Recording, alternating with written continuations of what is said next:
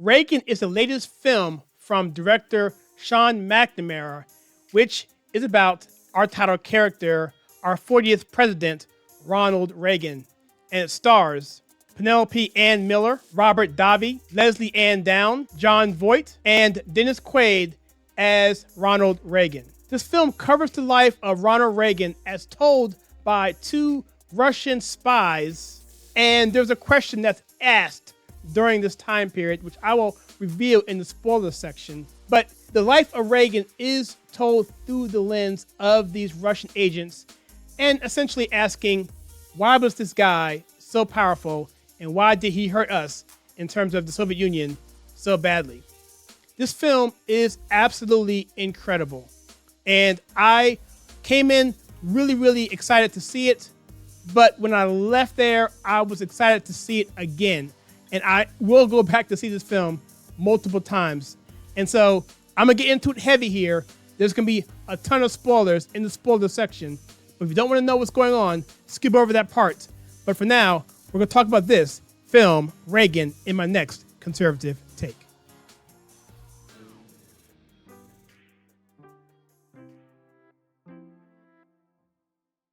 All right, if you're not familiar with the way we do our movie reviews, then please click the link right here or in the description below, and that will explain everything. Please be mindful that in this particular video, we are going to give some serious spoilers. We have a conservative take section where that's where they will be. So if you don't want to know anything about this film at a really deep level, then go through the video and then skip over the conservative take to the final take, and you should be fine. It is chaptered in the description below.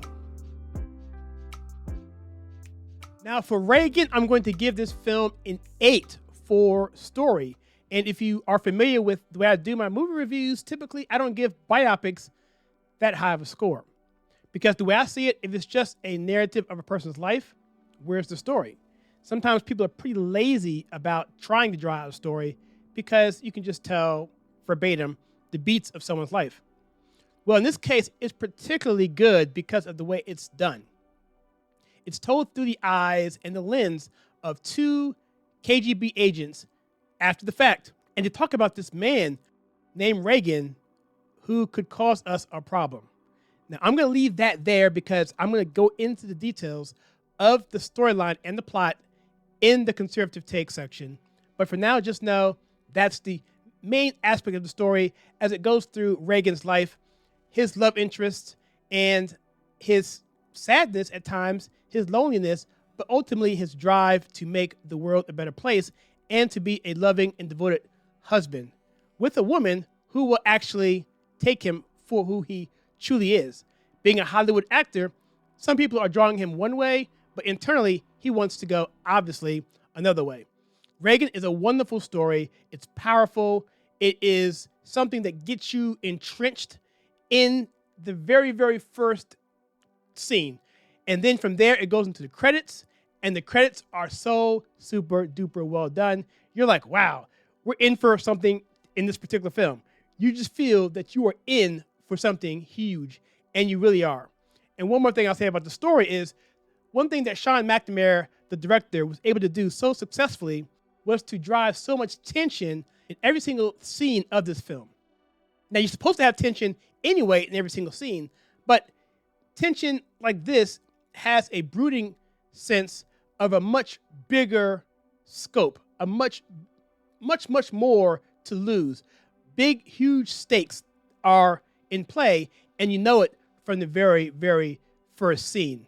Incredible. All right, now for emotional impact, I'm going to give this film a 10 because it had me moved to tears at least twice. And I'm not ashamed to say that because I remember the country back when. I remember Reagan as a president. I remember when he told us that the space shuttle had crashed and where I was.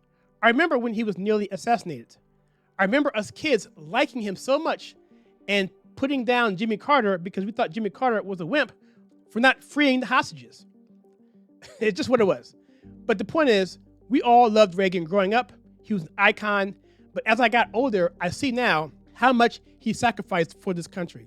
And to see where we are now as a country, and see how far we've come or how downward we've come, it really makes me sad.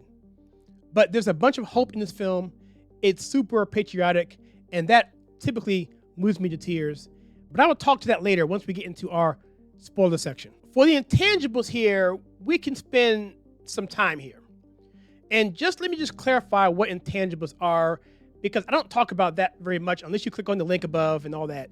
Intangibles essentially are things in a film that make it special, make it unique, that's solely for that film, or things that are done in a way that elevate the level of the film. For instance, I mentioned this, like Footloose, the first one in the 80s. It's a pretty good film, but the soundtrack makes it much better. The dancing makes it much better. And so the film is elevated.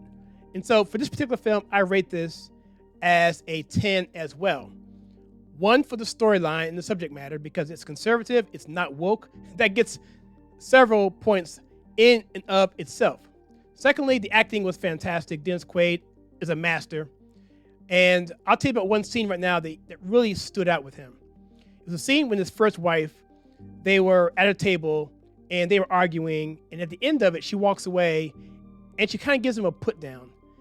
And then the camera pans on his face, and through no words for about 15 seconds, he just sits there, and his mannerisms and the subtlety in his acting is just absolutely incredible.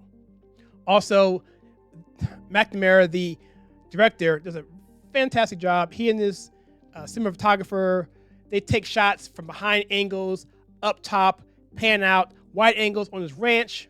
That's great. And the score is something that just keeps you on the edge of your seat at all times. Again, I mentioned before, you think that there's something big in play no matter what. Whether you be in the Politburo or in the Kremlin, or whether you be here in America, or wherever you are, the sense of danger is looming. The sense of nuclear annihilation at any moment is looming. And Reagan is at the center of it, the one man who can stop all of it. For watchability, I'm going to give this film another 10 because I plan on seeing it at least 3 to 4 more times. There's no more to say on that. So for this film, I'm going to give it an 8 overall, which is fantastic score. I very rarely go over a 7, mostly for my overall score, because this is the highest weighted average that I can give anything. And it wasn't perfect in spots. And if I could knock it down one way, it's probably because it isn't long enough. And it's kind of unfair to the creators and the producers and the director, because I know you want to put it in a theater and make it go out and make sure you can sell as many tickets as possible. And the longer you do that in terms of length, the less showings you can do and less money. I get that. But it is what it is, because they try to cover such a wide area. It really should have been a 4-part miniseries. Nevertheless, the good thing about this film is its hyper focus on its directive in terms of its scope, in terms of the big baddie, which I'm going to get into in my conservative take. All right, now we're going to spend some time here because I want to cover a lot of different things here. So, number one, I want to just first say that the big baddie, or the bad guy in this film, is communism. Communism must be destroyed or bust. That was Reagan's initiative. He learned that from an early age, hating the communist ideology. Very similar to Lincoln in a lot of ways, because Lincoln hated slavery. Slavery was the swamp during Lincoln's time. He and his father would go up the raft on the Mississippi River and do trading, and he would see people being sold into bondage, and he hated that. Similarly, Reagan hated what he saw with communism and the destruction of lives that it caused people around the world.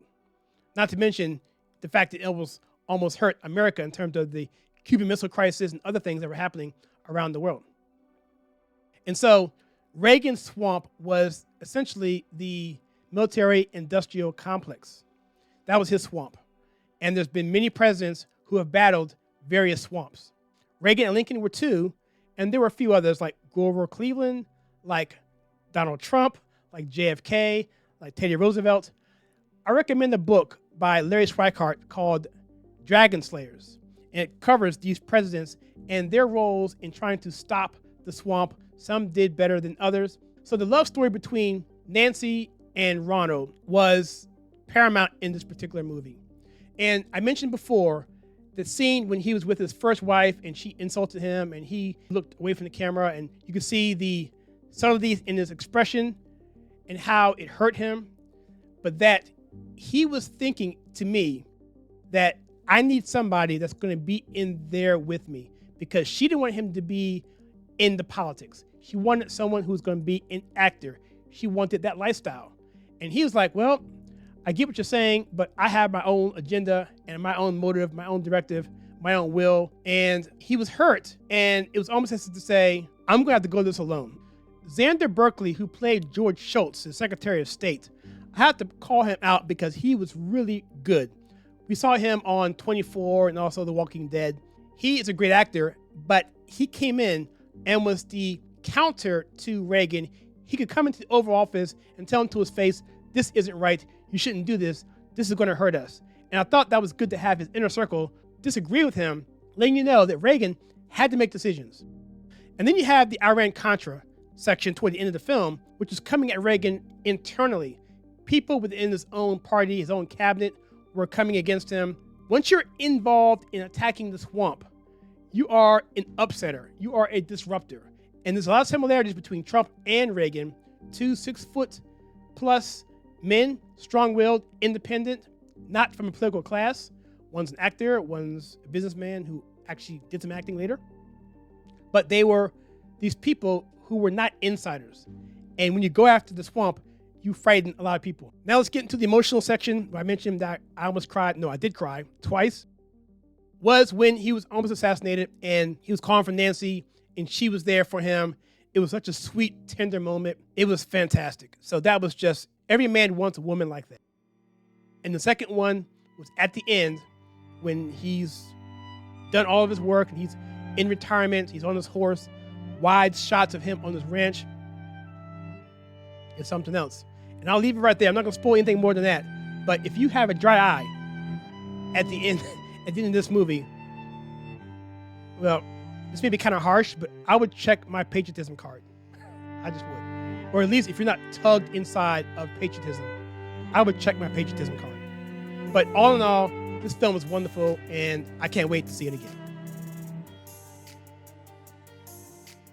Okay, now, so for my final score, I'm going to give this film an 18.5, which factors in at 4 stars and a go for my conservative take. Absolute wonderful film. Can't wait to see it. In terms of if kids can see it, let me say this.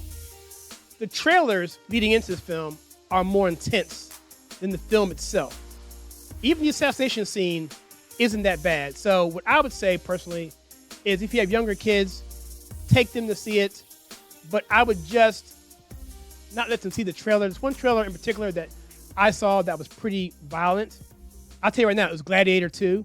So that trailer had no business being in here. The film was PG-13. I'm not quite sure why. I'm trying to think about it. I don't know, but I think it's fine for younger audiences. And even still, if I can watch The Wizard of Oz growing up, they can watch this. That scared me. This might scare them too, but it's American history, and they should know about Ronald Reagan and what he did for them so that they can live in a free country. So you let me know, guys, what you think. Do you plan on seeing Reagan? I encourage it. I know the media doesn't like it. They want to block it. Many studios said no to this film. So let's go out and support this film. It's wonderful. So let me know in the comments below. And until then, I will see you guys in my next conservative take.